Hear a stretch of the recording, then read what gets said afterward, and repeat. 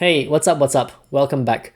YouTubers, they're such strange influencers, aren't they? Like, one minute you see them all excited and enthusiastic to create videos, the next minute they say they are over it, they have had enough, they just want to stop. So last week I saw this video by Film Booth, who is for the first time in many months just being himself in his own video and not one of those over the top acting and saying what many other YouTubers have been saying in the past. I don't want to brag, but I saw this coming. I really did. And I know very well it is not a case of if, it is a case of when this will happen. Let me tell you why, okay? Because this is something almost every YouTuber faces eventually. So you might as well prepare to face this before it happens to you. So first, let's go back a couple of years, back to pre-COVID, before the year 2020, when Film Booth was just doing talking head videos like mine.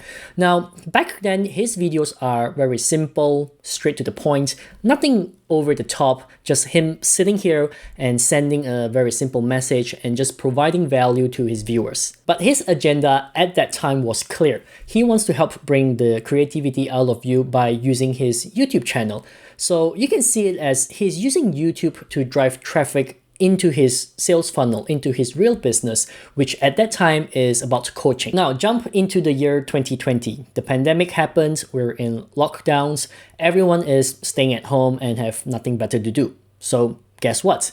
Everyone started binging on YouTube, and since we have lots of time now, everyone wants to start a YouTube channel as well. Film Booth saw this opportunity, so he started creating all these videos that covered topics on how to start a YouTube channel, how to get more views, how to get more subscribers, how to get monetized, and all of his videos revolve around these topics, except he put his own unique spin on it by acting it out, creating a video that is both a mix of education and entertainment, or what we call edutainment. Now, edutainment is not a new term. It has been around for quite some time. But edutainment is usually videos like mine, talking head videos with a bit of added sense of humor. So, pretty much like a talk show or a podcast. But Film Booth took it to the next level. He added in acting, props, multiple shoots and angles. He created a short film to explain how to grow a YouTube channel. Naturally, everyone loves it. It is new and refreshing, and Film Booth's channel exploded. He went from 8,000 subscribers to over 200,000 subscribers in just 1 year. And he's getting tens of thousands, if not hundreds of thousands of views in every video he releases. He started to get known around the YouTube community. Big YouTubers, small YouTubers, everyone started acknowledging him. But here's where the big problem begins. And it first started off as a tiny little problem, but eventually the problem grew so big that it was hard to fix. When every video he creates easily gets hundreds of thousands of views, making videos is fun, right? But there's one thing non-YouTubers do not understand. A 10 minutes video you are watching may actually take days to shoot. And that's the process you go through, the time and efforts you put in. It can get extremely tiring if you have to do that for every single video you release. You need to think of the idea, the message, the value, the acting, the scripting, the editing.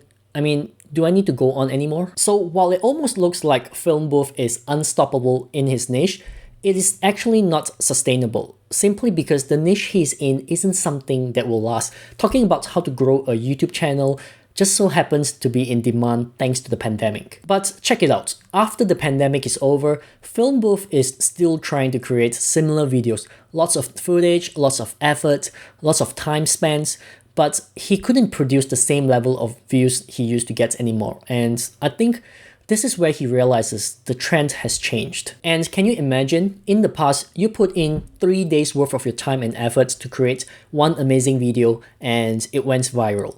So you must be thinking to yourself that you figure it out. So you do the same thing, it works again, but after a couple of months, what you think you know suddenly doesn't work anymore. This must be very frustrating, right? So does that mean he actually doesn't know how the YouTube algorithm works? Or is he just lucky because the niche he's in just became in demand thanks to the pandemic? I think not many people actually understand that no one truly figures out YouTube. If the content you create somehow falls into a trend, then your content is going to get recommended everywhere. This whole YouTuber switching niche thing seems to be happening so often these days because I'm telling you, Film Booth isn't the only one. Cathrin Manning, Dube, Ryan Walsh, these are all the channels that used to teach how to grow a YouTube channel, and they too have all reached a similar stage as Film Booth. They all want to change their niche. And this is a huge risk, right? Just look at Cathrin. Since she changed her niche, her views dropped dramatically. Or look at Annie Dube. Her views went from tens of thousands to hovering around thousands because she changed the niche. Ryan Walsh, he removed all his videos, but previously all his videos on how to grow a YouTube channel can easily get tens of thousands of views. But he switched his niche to talking about making money online. A huge risk given his fellow subscribers are not there for this niche. And well, you can see for yourself how this is going for his channel. But all these 4 channels were doing so well in the how to grow your YouTube channel niche. So why would you switch niche when you have spent years building up your community around these topics? Well, I think I have the answer given how I too am in this niche. I just came to the party late. The first reason here is all about authenticity. Everyone on YouTube claims they are being themselves, that what you're seeing is their authentic self. But are they really? For example, Film Booth is creating videos with acting. That's coming from doing talking head videos to acting.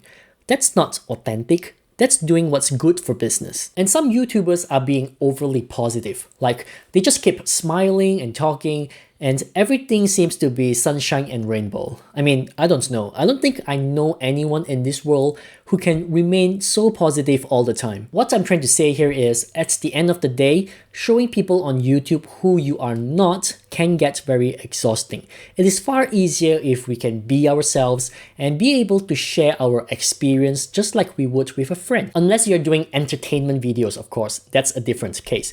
But if you're doing educational videos like mine, I don't think there's a need to pretend who you are not. And at some point, if you continue to have a drastic change in persona in your video compared to real life, you're going to start to wonder, what the heck are you doing? Start feeling disappointed with yourself, and you'll start to change the direction of your YouTube channel. The second reason is attention.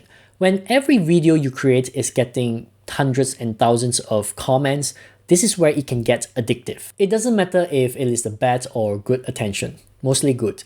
It will still feel really good to be able to get that recognition from your viewers. The danger to this is the attention you get may come from a video you created because it is trending and not really about what your niche originally is. And so if that happens and you get that acknowledgement from viewers, you may start to create even more videos in the wrong niche because you want more of those recognitions. This is how social media works, right? It is simply a place to get lots of attention that we never got from the people we love.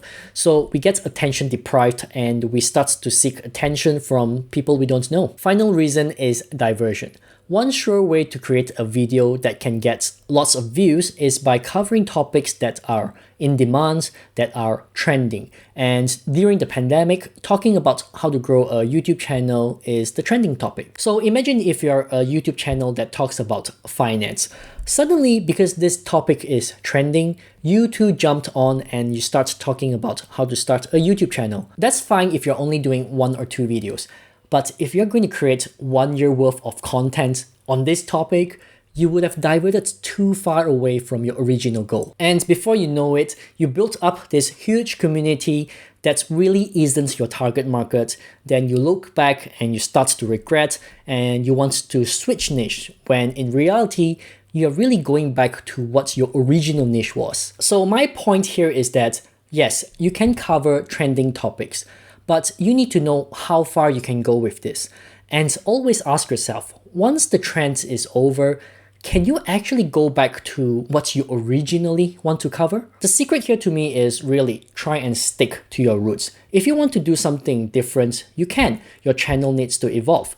But if you're leveraging on a trending topic, just make sure to include some of your original elements onto it as well, so that you can go back to your original goal when needed. Okay, so that's it from me. Subscribe, like if you haven't done so. Thank you for that. Thanks for watching as well, and I'll see you in the next one.